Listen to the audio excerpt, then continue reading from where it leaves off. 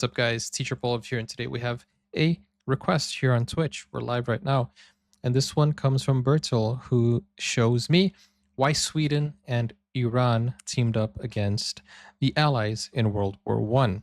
Okay, this is from a channel called Cape Norden.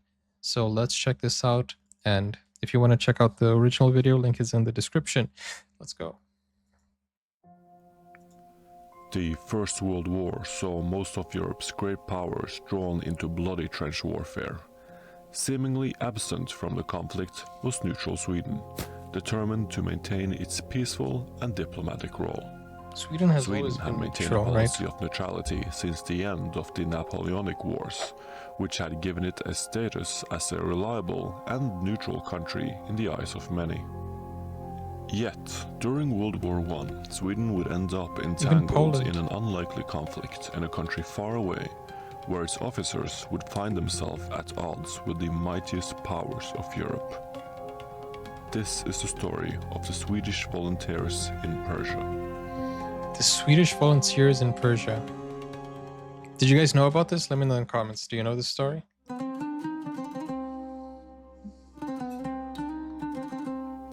In the early 1900s, the Qajar dynasty in Persia was in a weak state. The central government had a hard time exerting control over its big territory, as it suffered from political instability. Oh, I thought it was going to talk about drought, because there's no vegetation in sight. Look at that. It looks so dry.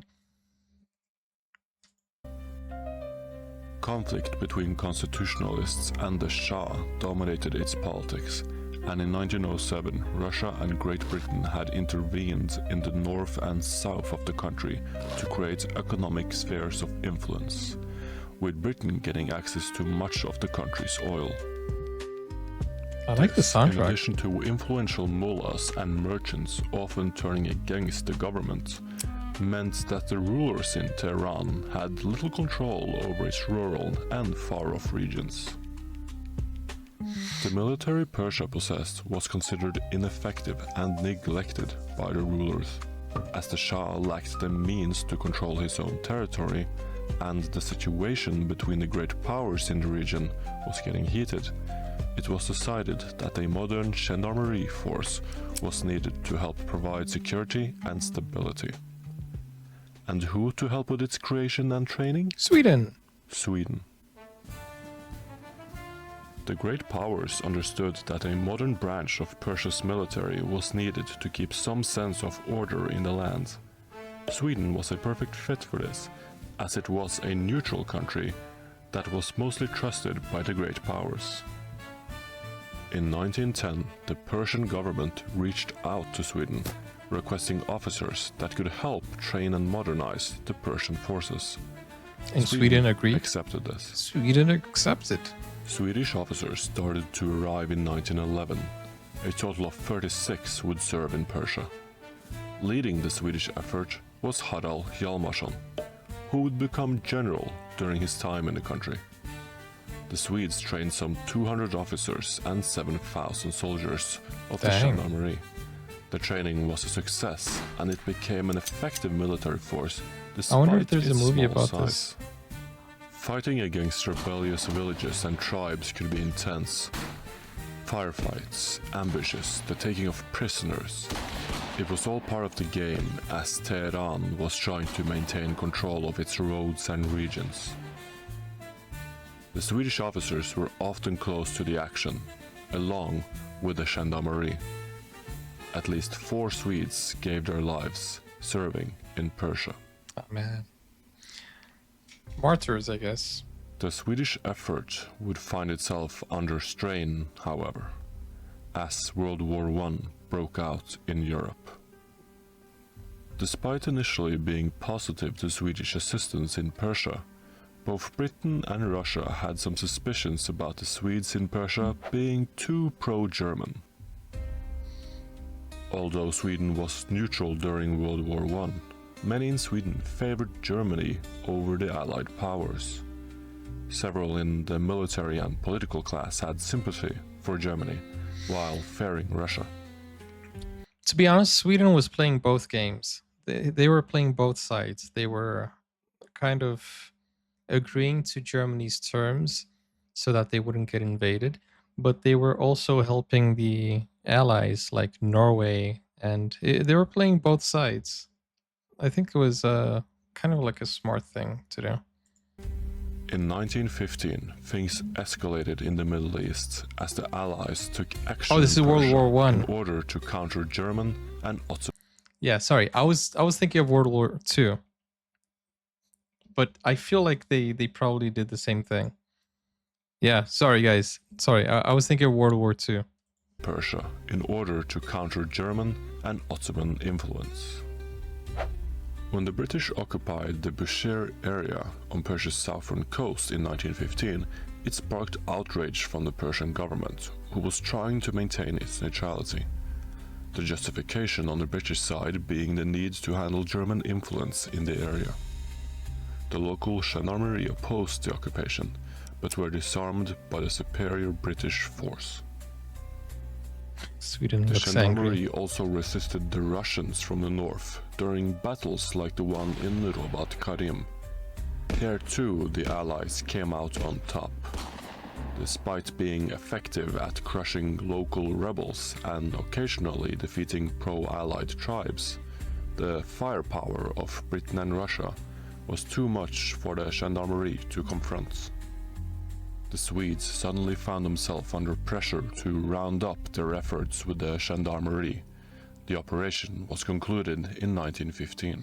Guys, how does the UK have so much power? In February of that year, however, a Swedish artilleryman signed up to German service, I mean, I meeting know with how, representatives but in Tehran. 5 more Swedes followed, and they ended up serving in Persia and Mesopotamia. The purpose of the German mission in the region was to assist the Ottomans in their fights. For the next years of the war, the Swedish officers assisted the Central Powers in their regional campaign. One Swede, Officer Kilander, even became second in command of a German unit in Mosul. Although Sweden's operation had officially ended, several Swedes remained to support the Gendarmerie, Germany and the Ottomans in their struggle against the Allies. Despite Russia's withdrawal during its revolution, Britain managed to gain the upper hand in the region, and as the war was coming to a close in 1918, many Swedish officers returned home. In the case of General Hjalmarsson, he went on to fight in the Finnish Civil War. The Gendarmerie retained Swedish leadership as Colonel Tage Glerup continued the effort from 1918 to 1921. That's a common misspelling. Not misspelling, mispronunciation. Colonel. It's colonel, but they spell it colonel in English. Colonel.